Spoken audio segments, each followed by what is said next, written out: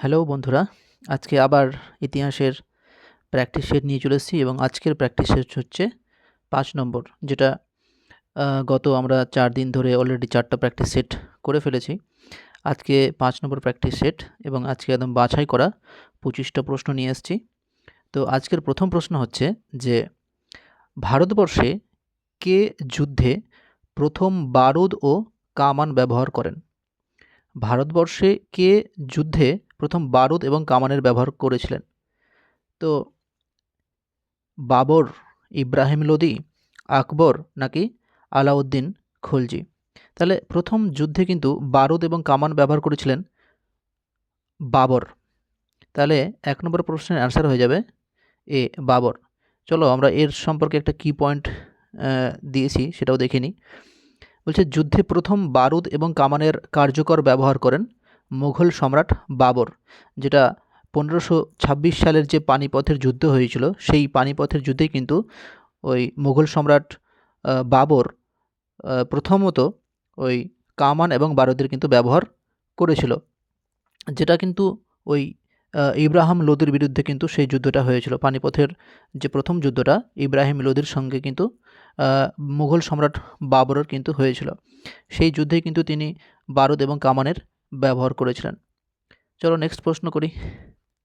Next প্রশ্ন হচ্ছে যে মূল্যবান ঐতিহাসিক দলিল আকবর ই নামা কার লেখা? মূল্যবান ঐতিহাসিক দলিল আকবর ই নামা কার লেখা? Option A Abul Fazal, B Todarmal, C Humayun, D Akbar. তো আকবর ই নামা হচ্ছে তোমার আবুল ফজলের লেখা, তাই না? নেক্সট প্রশ্ন হচ্ছে যে কোন সম্রাট জিজিয়া করের অবলুপ্তি ঘটান? কোন সম্রাট জিজিয়া করের অবলুপ্তি ঘটিয়েছিল? জাহাঙ্গীর, আকবর, মোহাম্মদ বিন তুঘলক নাকি শের শাহ? তো এখানে ওই জিজিয়া করের অবলুপ্তি ঘটিয়েছিল আকবর। জিজিয়া করের অবলুপ্তি ঘটিয়েছিল আকবর। নেক্সট প্রশ্ন যে শের শাহের আসল নাম কি? শের শাহের আসল নাম কি? শের শাহের আসল নাম ছিল ফরিদ। শের শাহের আসল নাম ছিল ফরিদ। নেক্সট প্রশ্ন হচ্ছে যে ভাস্কো দা গামা কত খ্রিস্টাব্দে ভারতে আসেন? ভাস্কো দা গামা কত খ্রিস্টাব্দে ভারতে আসেন? এটা মোটামুটি সবাই আমরা জানি যে ১৪৯৮ সালে কিন্তু ভাস্কো দা গামা ভারতে এসেছিলেন। আচ্ছা, নেক্সট প্রশ্নের দিকে চলে যাই। নেক্সট প্রশ্ন হচ্ছে যে স্বরাজ, স্বধর্ম এবং গোরক্ষা এই তিনটির সাথে কোন ঐতিহাসিক ব্যক্তির নাম জড়িত? স্বরাজ, স্বধর্ম এবং গোরক্ষা এই তিনটির সঙ্গে কোন ঐতিহাসিক ব্যক্তির নাম জড়িত রয়েছে? তো এই যে বালগঙ্গাধর তিলক, এই বালগঙ্গাধর তিলকের সঙ্গে কিন্তু এই তিনটি নাম কিন্তু জড়িত রয়েছে। আমরা যদি বালগঙ্গাধর তিলক সম্পর্কে পড়ি তাহলে কিন্তু এই সমস্ত জিনিসগুলো আমরা খুব ভালো করে বুঝতে পারবো। আচ্ছা, নেক্সট প্রশ্ন কি? নেক্সট প্রশ্ন হচ্ছে যে মারাঠাদের রাজত্বকালে নিচের কোন কর আদায় করা হতো? মারাঠাদের রাজত্বকালে নিচের কোন কর আদায় করা হতো? তাহলে জিজিয়া, পাট্টা, চৌথ নাকি কুবলিয়ত? তো মারাঠাদের রাজত্বকালে কিন্তু যে কর আদায় করা হতো তার মধ্যে একটা হচ্ছে চৌথ। আচ্ছা চলো আমরা এই চৌথ কর সম্পর্কে একটু জেনে নিই। বলছে যে চৌথ কর ছিল কি, মারাঠা সাম্রাজ্যের যখন সময়কাল চলছিল তখন সেই মারাঠা সাম্রাজ্যের সময়কালে আরোপিত একটি বার্ষিক কর, যার পরিমাণ ছিল শাসিত রাজ্যের বা শাসিত অঞ্চলের মোট রাজস্বের 1/4 অর্থাৎ 25%। এটা মূলত মুঘল সাম্রাজ্যের কাছ থেকে তাদের ওপর মারাঠাদের আক্রমণ থেকে রক্ষা পাওয়ার জন্য নেওয়া হতো। অর্থাৎ মুঘল সাম্রাজ্যের যাতে মারাঠারা আক্রমণ না করে সেই জন্য মারাঠারা কী করতো, তাদের যে রাজ্য কি বলে রাজ্যের যে অর্থ উপার্জন হতো তার কিন্তু 25% কিন্তু এই মারাঠাদের কিন্তু কর হিসেবে দিত, যাতে মারাঠারা তাদের ওপর আক্রমণ না করে। আচ্ছা, এবার আমরা নেক্সট প্রশ্নে চলে যাই। নেক্সট প্রশ্ন হচ্ছে যে ভারতীয় ইতিহাসে কাকে আখ্যা দেওয়া হয়েছিল পার্বত্য মুশিক? এই পার্বত্য মুশিক একটা বেশ ইম্পর্টেন্ট জিনিস, এটা প্রশ্নটা তোমরা ইম্পর্টেন্ট হিসেবে নিতে পারো। তো বলছে ভারতীয় ইতিহাসে কাকে আখ্যা দেওয়া হয়েছিল পার্বত্য মুশিক হিসেবে? তো রানা প্রতাপকে, শিবাজিকে, পৃথ্বীরাজ চৌহানকে নাকি রণজিৎ সিংকে? তো ভারতীয় ইতিহাসে পার্বত্য মুশিক বলে আখ্যা দেওয়া হয়েছিল শিবাজিকে। তো কেন শিবাজিকে ভারতীয় ইতিহাসে পার্বত্য মুশিক বলা হলো, চলো একটু দেখে নিই। বলছে শিবাজিকে পার্বত্য মুশিক বলা হতো, কেন বলা হতো?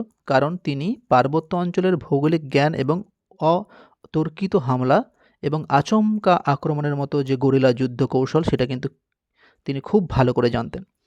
তো মাউন্টেন র্যাট অর্থাৎ পর্বতের ইঁদুর বা পাহাড় পর্বতে যে ইঁদুর, সেই হিসেবে কিন্তু তাকে বলা হতো। কেন বলা হতো? কারণ তিনি তার যে অঞ্চল, সেই অঞ্চলটা কিন্তু খুব সুন্দর করে জানতেন। কোথায় কী রকম অঞ্চল, কী রকম পাহাড় পর্বত, কোথায় কোথায় কী রকম জায়গা রয়েছে, সেই অঞ্চলটা কিন্তু সম্পর্কে তিনি খুব ভালো করে ওয়াকিবহাল ছিলেন এবং আচমকা আক্রমণ করতে পারতেন। এই জন্য তাকে পার্বত্য মুশিক বলা হতো। আচ্ছা, আরেকটা পয়েন্ট আমরা জেনে নিই যে গরিলা যুদ্ধটা কী বা গরিলা কৌশলটা কী। বলছে সৈন্যদের নিয়ে পাহাড়ে লুকিয়ে থেকে শত্রুদের ওপর ছোট ছোট দলে ভাগ করে আকস্মিকভাবে শত্রুদের ওপর আক্রমণ করে হঠাৎ করে সেখান থেকে আবার সরে যাওয়া, যার ফলে কি হয়, শত্রুরা আচমকা ভয় পেয়ে যায় এবং তারা হতচকিত হয়ে যায়।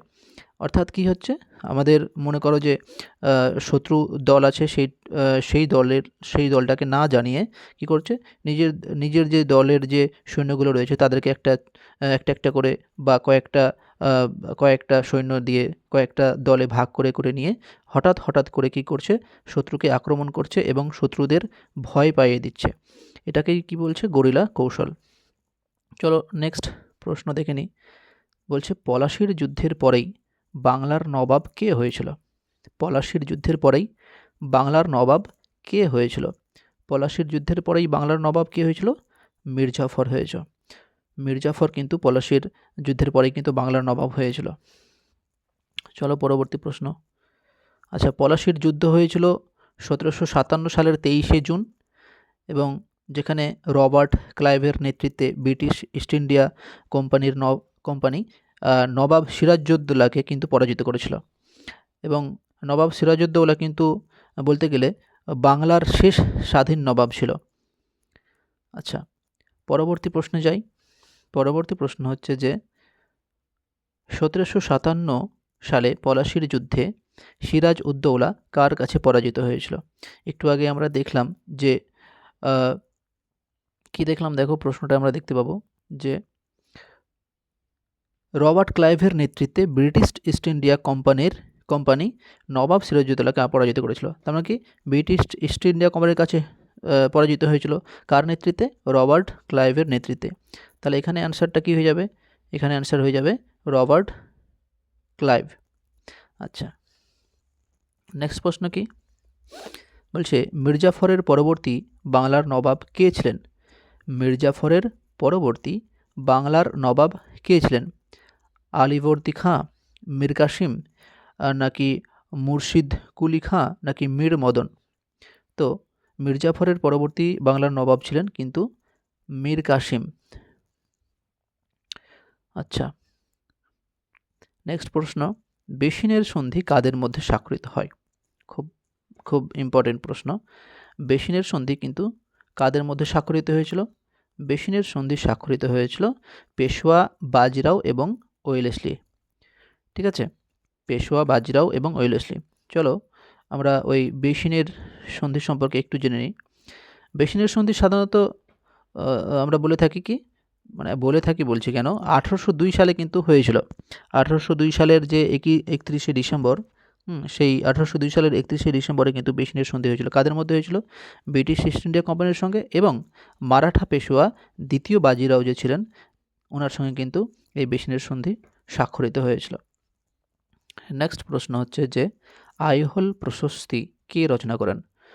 আইহোল প্রশস্তি কে রচনা করেন? এটাও কিন্তু খুব ইম্পর্টেন্ট প্রশ্ন। আইহোল প্রশস্তি রচনা করেছিলেন রবি কীর্তি। আইহোল প্রশস্তি কী রচনা করেন? রবিকীর্তি। আচ্ছা, পরবর্তী প্রশ্ন, মৌর্য বংশের শ্রেষ্ঠ সম্রাট কে ছিলেন? মৌর্য বংশের শ্রেষ্ঠ সম্রাট কে ছিলেন? মৌর্য বংশের শ্রেষ্ঠ সম্রাট ছিলেন অশোক। মৌর্য বংশের শ্রেষ্ঠ সম্রাট ছিলেন অশোক। আচ্ছা, চলো পরবর্তী প্রশ্ন, দ্বিতীয় অশোক বলে কাকে অভিহিত করা হয়েছে? দ্বিতীয় অশোক বলে কাকে অভিহিত করা হয়েছে? দ্বিতীয় অশোক বলা হয় কনিষ্ককে। আচ্ছা, দ্বিতীয় অশোক বলা হয় কনিষ্ককে, কিন্তু কেন কনিষ্ককে দ্বিতীয় অশোক বলা হয়? দেখো, আমরা এর আগেও একটা প্রশ্ন প্র্যাকটিস করেছিলাম যে কার নেতৃত্বে বা কার আমলে ওই বৌদ্ধ ধর্মের কিন্তু প্রচুর প্রসার হয়েছিল। আমরা জেনেছিলাম যে অশোক, সম্রাট অশোকের নেতৃত্বে কিন্তু বৌদ্ধ ধর্মের কিন্তু প্রসার বিস্তার লাভ করেছিল। তো সেরকমই কিন্তু কনিষ্কের রাজত্বকালেও, কনিষ্কের সময়কালেও কিন্তু বৌদ্ধ ধর্মের প্রসার কিন্তু প্রচুর বিস্তার লাভ করেছিল। এই জন্য কনিষ্ককেও কিন্তু দ্বিতীয় অশোক বলে অভিহিত করা হয়। আচ্ছা, পরবর্তী প্রশ্ন দেখি। বলছে, নিচের কে সমুদ্রগুপ্তের সভাকবি ছিলেন? নিচের কে সমুদ্রগুপ্তের সভাকবি ছিলেন? তো এখানে দেওয়া আছে হরিসেন, কালিদাস, বাণভট্ট নাকি অশ্বঘোষ। দেখো, সমুদ্রগুপ্তের সভাকবি ছিলেন, সমুদ্রগুপ্তের সভাকবি ছিলেন কিন্তু হরিসেন। আচ্ছা, তাহলে কি হলো? 16 নম্বর প্রশ্নের অ্যান্সার হয়ে যাবে অপশন এ, হরিসেন। আচ্ছা, 17 নম্বর প্রশ্ন দেখি। বলছে, কে বিক্রমাদিত্য উপাধি গ্রহণ করেন? কে বিক্রমাদিত্য উপাধি গ্রহণ করেন? বিক্রমাদিত্য উপাধি গ্রহণ কে করেছিলেন? সমুদ্রগুপ্ত, অশোক, প্রথম চন্দ্রগুপ্ত নাকি দ্বিতীয় চন্দ্রগুপ্ত? তো এখানে 17 নম্বর প্রশ্নের অ্যান্সার হয়ে যাবে দ্বিতীয় চন্দ্রগুপ্ত, অর্থাৎ অপশন ডি। ওকে, নেক্সট প্রশ্ন। বলছে, বাংলার সর্বপ্রথম সার্বভৌম নরপতি কে? একেবারে খুব সুন্দর প্রশ্ন। বাংলার সর্বপ্রথম সার্বভৌম নরপতি কে? অপশনে রয়েছে শশাঙ্ক, লক্ষ্মণ সেন, দেবপাল নাকি ধর্মপাল। তাহলে বাংলার সর্বপ্রথম সার্বভৌম নরপতি হয়ে যাবে শশাঙ্ক। ওকে, নেক্সট প্রশ্ন দেখি। বলছে, কৈবর্ত বিদ্রোহ এর নায়ক কে ছিলেন? কৈবর্ত বিদ্রোহের নায়ক কে ছিলেন? কৈবর্ত বিদ্রোহের নায়ক ছিলেন দিব্য। কৈবর্ত বিদ্রোহের নায়ক ছিলেন দিব্য। ওকে, কার আসল নাম তেমুজিন? কার আসল নাম তেমুজিন ছিল? চেঙ্গিস খানের, শের শাহের, তৈমুর লংয়ের নাকি হুমায়ুনের? তাহলে তেমুজিন কিন্তু চেঙ্গিস খানকে বলা হতো, তাই না? তেমুজিন কিন্তু চেঙ্গিস খানকেই বলা হতো। ওকে, কোন মোগল সম্রাট জিজিয়া কর ফের চালু করেন? দেখো, আমরা দেখলাম যে জিজিয়া কর বন্ধ করেছিল এবং এখন দেখছি কি যে জিজিয়া কর আবার পুনরায় চালু করেছিলেন। তাহলে পুনরায় কে চালু করেছিল? পুনরায় চালু করেছিল ওই কি বলে আকবর, জাহাঙ্গীর, শাহজাহান নাকি ঔরঙ্গজেব? পুনরায় কিন্তু চালু করেছিল ঔরঙ্গজেব। ওকে, চালু করেছিল ঔরঙ্গজেব। আর বন্ধ করেছিল আকবর। ওকে, এবার নেক্সট প্রশ্ন দেখি। বলছে, কার মানব মূর্তি ভারতে সর্বপ্রথম পূজিত হয়? কার মানব মূর্তি ভারতে সর্বপ্রথম পূজিত হয়? মহাবীর, গৌতম বুদ্ধের নাকি পার্শ্বনাথের নাকি শ্রীরামকৃষ্ণের? তাহলে প্রথম কিন্তু মানব মূর্তি ভারতে সর্বপ্রথম পূজিত হয়েছিল গৌতম বুদ্ধের। গৌতম বুদ্ধের মূর্তিকে কিন্তু সর্বপ্রথম পূজা করা হয়েছিল। পরের প্রশ্ন দেখি। পরের প্রশ্ন হচ্ছে যে নন্দ বংশের শেষ রাজার নাম কী ছিল? নন্দ বংশের শেষ রাজার নাম কী ছিল?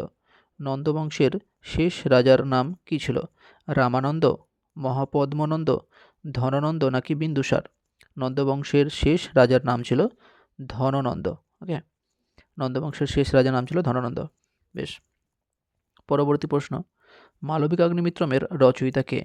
মালবিকাগ্নিমিত্রমের রচয়িতা হচ্ছে মহাকবি কালিদাস। মহাকবি কালিদাস, তিনি অভিজ্ঞান সঙ্গীতলম নাটক রচনা করেছেন। আচ্ছা, পরবর্তী প্রশ্ন হচ্ছে যে দ্বিতীয় পানিপথের যুদ্ধে কে মোগল সেনাবাহিনীর নেতৃত্ব দিয়েছিলেন? দ্বিতীয় পানিপথের যুদ্ধে কে মোগল সেনাবাহিনীর নেতৃত্ব দিয়েছিলেন? বৈরাম খাঁ, হিমু, মানসিংহ নাকি শায়েস্তা খাঁ। তাহলে এখানে দ্বিতীয় পানিপথের যুদ্ধে কে মোগল সেনাবাহিনীর নেতৃত্ব দিয়েছিলেন? বৈরাম খাঁ। অ্যান্সার হয়ে যাবে বৈরাম খাঁ। ওকে, আচ্ছা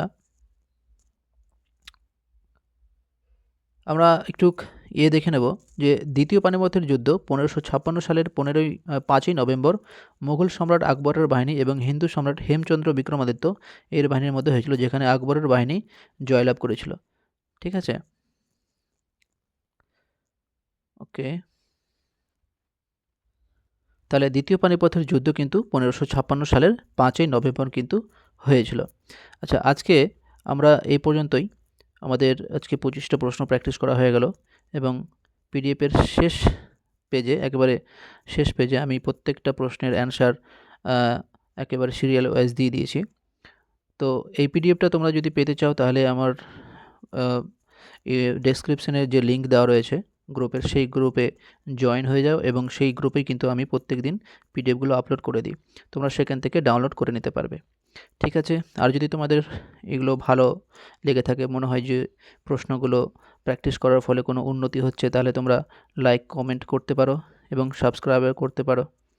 ঠিক আছে, আজকের মতো এখানেই শেষ করলাম, রাখছি।